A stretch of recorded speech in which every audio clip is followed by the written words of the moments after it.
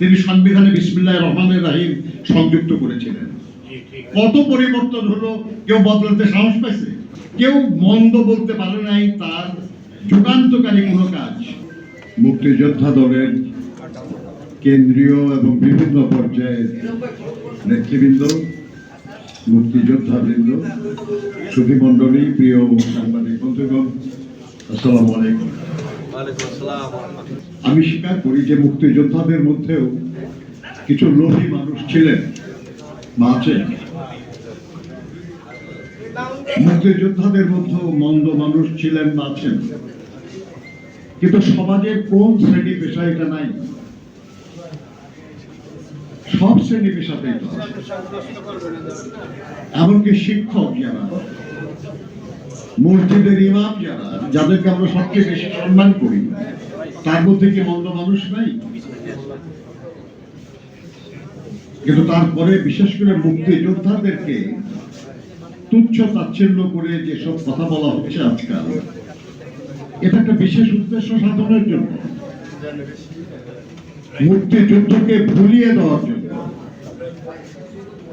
মুক্তিযুদ্ধের স্মৃতিকে আচ্ছন্ন করে ফেলার জন্য। 24-এর গণঅভ্যুত্থানকে আমরা সবাই ধারণ করি। আমি নিজেও সেই সময় কারারুদ্ধ ছিলাম। আমার স্ত্রী 4 লিটারে অক্সিজেন চলছে, সে অবস্থায় আমাকে গ্রেফতার করে নিয়ে যাওয়া হয়েছিল। কৃষি বলেন, শিক্ষা বলেন, স্বাস্থ্য বলেন, কর্মসংস্থান বলেন, শিল্প উন্নয়ন বলেন, কোথায় জিয়াউর রহমানের অবদানের কমতি আছে? কত দূরদৃষ্টি সম্পন্ন একজন মানুষ হলে এমন কিছু কাজ করা যায় যে কাজের সুফল এখনো ভোগ করি আমরা। তিনি সংবিধানে বিসমিল্লাহির রহমানির রহিম সংযুক্ত করেছিলেন। কত পরিবর্তন হলো, কেউ বদলাতে সাহস পাইছে?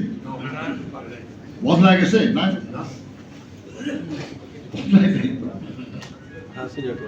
ভাবেন একবার,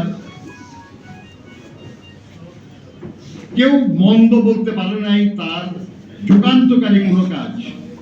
উনি যে স্বেচ্ছাশ্রমে নদী এবং খাল খননের কাজ শুরু করেছিলেন, কাজটা যে ভালো ছিল এই ব্যাপারে কেউ দ্বিমত করে না।